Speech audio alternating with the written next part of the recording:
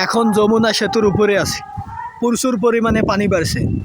আজ কিছুদিন যাবৎ বৃষ্টি হওয়ার কারণে প্রচুর পরিমাণে পানি বাড়ছে। আগে তো চর পড়েছিল, এখন চর আর দেখা যায় না পানির কারণে। গাড়ির স্পিড প্রায় 80-র উপরে ছিল। দেখেন, আপনারা দেখলেই বুঝতে পারবেন কীরকম গাড়ির স্পিড ছিল। গাড়ির স্পিডের কারণে দেখেন ক্যামেরা পর্যন্ত ঝাপটাছে, ঠিকমতো ভিডিও করতে পারতেছি না, গাড়ির স্পিড এতই ছিল। পানির স্রোতও অনেক ছিল।